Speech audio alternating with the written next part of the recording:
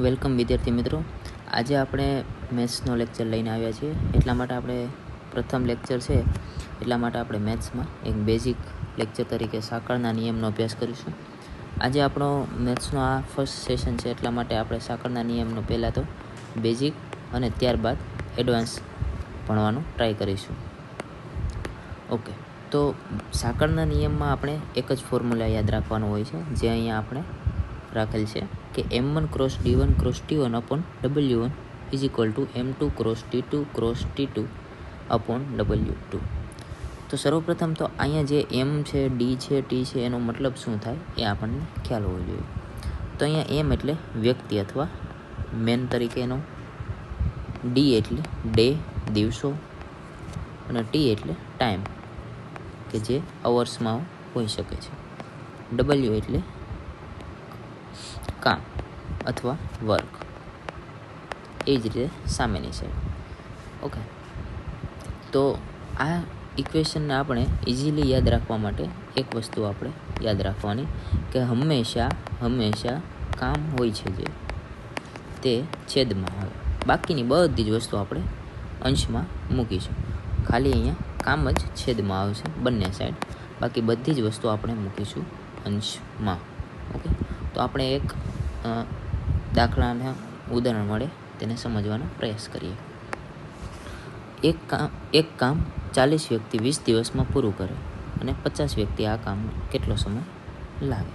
તો m1 અહીંયા થશે 40, કારણ કે વ્યક્તિ છે એટલે મેન 40.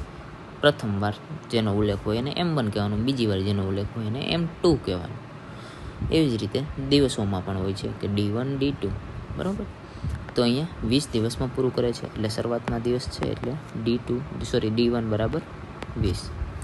હવે સામેની સાઈડ m2 50 વ્યક્તિ છે અને આપણે d2 ફાઇન્ડ કરવાનું છે કે કેટલો સમય લાગે અથવા કેટલા દિવસ લાગે. તો અહીંયા આપણે ઇક્વેશનમાં કિંમત મૂકી m1 d1 બરાબર m2 ક્રોસ d2. અહીંયા વર્ક આપ્યું નથી એટલે આપણે છેદમાં વર્ક અથવા કામને લખતા નથી. તો અહીંયા m1 બરાબર 40, d1 બરાબર 20, m2 બરાબર 50 અને d2 આપણે ફાઇન્ડ કરવાના છે. તો અહીંયા 0 ઉડી જશે, 8 પંચા 40 એટલે અહીંયા આવશે 16. 8 દુ 16 દિવસ લાગશે, બરાબર. હવે નેક્સ્ટ આપણે એક્ઝામ્પલ સમજીએ. 10 વ્યક્તિને એક કામ કરતાં 30 દિવસ લાગે. ઓકે, 10 વ્યક્તિ, શરૂઆતમાં વ્યક્તિ છે એટલે m1 બરાબર 10. એક કામ કરતાં કેટલું કામ, તો કે 1, તો w1 બરાબર 1. કેટલા દિવસ લાગે, 30 દિવસ, તો d1 બરાબર 30. તો તે કામ કરતાં 15 વ્યક્તિ એટલે m2 બરાબર 15 વ્યક્તિ. તે કામ એટલે જે શરૂઆતમાં કામ હતું એક જ કામ, w2 બરાબર 1.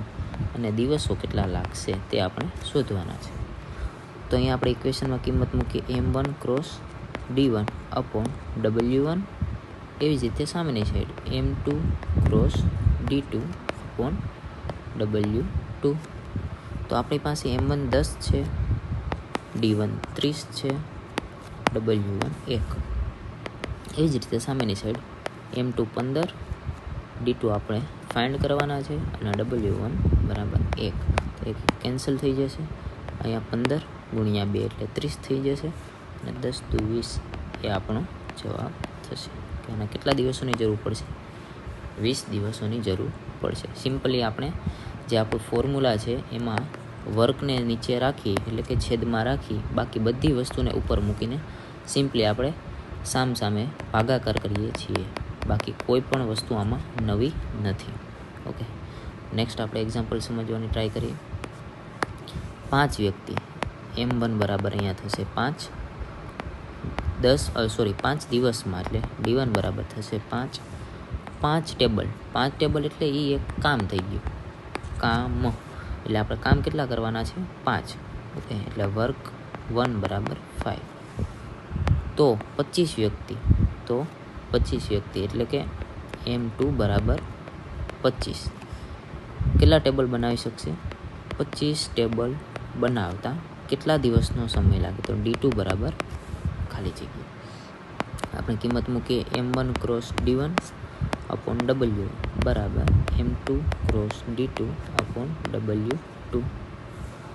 હવે એમાં આપણે કિંમત મૂકીએ. M1ની કિંમત છે 5, D1ની કિંમત પણ 5, W1ની કિંમત 5, M2ની કિંમત 25, D2 આપણને ખ્યાલ નથી અને W2ની કિંમત પણ 25. હવે આ 25 ઉડી જશે, અહીંયા 5 ઉડી જશે, તો સિમ્પલી આપણો જવાબ થશે 5 બરાબર D2. બરાબર, બહુ ઇઝી દાખલા છે. હવે આપણે તેના પછીનો એક્ઝામ્પલ જોઈએ. જો રોજના 6 કલાક કામ કરતા તો ટાઈમ કેટલો? 6 કલાક. કેટલા માણસો? 10 માણસો, એટલે M1 બરાબર 10.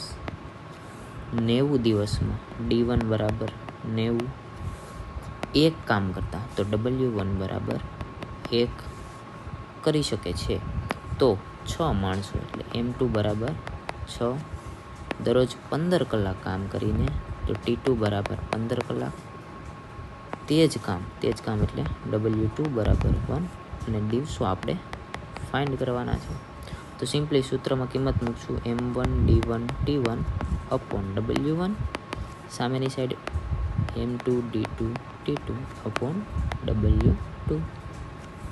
તો M1 બરાબર આપણી પાસે 10 છે, D1 બરાબર 90, T1 બરાબર 6, W1 બરાબર 1. એવી જ રીતે સામેની સાઈડ M2 બરાબર 6, D2 બરાબર આપણે ફાઇન્ડ કરવાના છે, T2 બરાબર 15 અને W2 બરાબર 1. એક કેન્સલ થઈ જશે, 6 કેન્સલ થઈ જાય, 15 6 90, એટલે આપણી પાસે આવશે 10 6 60. આપણા શું થશે? D2 આપણો આન્સર. ઓકે, હવે આપણે એક લાસ્ટ એક્ઝામ્પલ લઈએ છીએ, ત્યારબાદ આપણે આ લેક્ચરને પૂરો કરીશું. કે દિવસમાં 8 કલાક એટલે T1 બરાબર 8. 18 વ્યક્તિ M1 બરાબર 18. 10 દિવસમાં Day1 બરાબર 10. કેટલા યુનિટ કામ કરે છે? 3 યુનિટ. તો વર્ક 1 બરાબર 3. તો દિવસમાં 6 કલાક T2 બરાબર 6. કામ કરતા 16 દિવસમાં D2 બરાબર 16. 5 યુનિટ એટલે W2 બરાબર 5. તો કેટલા માણસોની જરૂર પડશે, કેટલા વ્યક્તિની જરૂર પડશે એવું આપણને કીધેલું. તો સિમ્પલી આપણે કિંમત મૂકીએ M1 D1 T1 upon W1 is equal to M2 D2 T2 upon W2. તો M1 બરાબર અહીંયા 18, D1 બરાબર 10, T1 બરાબર 8 અને W1 બરાબર 3 છે. એવી રીતે સામેની સાઈડ M2 આપણે ફાઇન્ડ કરવાના છે, T2 6 છે અને D2 અહીંયા 16, ત્યારબાદ W2 5 છે. ઓકે, તો અહીંયા આપણે 6 તેરી 18 છેદ ઉડી ગયા. હવે 6 ગુણ્યા 10 ગુણ્યા 8 અને અહીંયા સામેની સાઈડ વચ્ચે M2 બરાબર 6 ગુણ્યા 16 એના છેદમાં 5. આ 5ને અહીંયા આપણે સામેની સાઈડ લઈ લઈએ, 6 ગુણ્યા 10 ગુણ્યા 8 ગુણ્યા 5 અપોન આ બંને વસ્તુ અહીંયા છેદમાં આવી જાય, 6 ગુણ્યા 16 એનાથી આપણને મળશે M2. ઓકે, તો આ 6 ઉડી જશે, અહીંયા 8 દુ 16 થશે, અહીંયા 5 દુ 10, એટલે આપણી પાસે વધશે 25 બરાબર M2. કેટલા વ્યક્તિની જરૂર પડશે? 25 વ્યક્તિની જરૂર પડશે. તો મિત્રો, આ તો આપણો મેથ્સનો એક બેઝિક લેક્ચર સાંકળના નિયમનો. ઓકે, નેક્સ્ટ લેક્ચર આપણે એડવાન્સ લેક્ચર લાવશું સાંકળના નિયમ માટે, તેના માટે. ઓકે, તો ટિલ ધેન ત્યાં સુધી આપણે એટલું જ રાખીશું. આ લેક્ચર આશા રાખું છું તમને સમજાઈ ગયો હશે. મળીશું નેક્સ્ટ લેક્ચરમાં. ત્યાં સુધી bye bye and take care.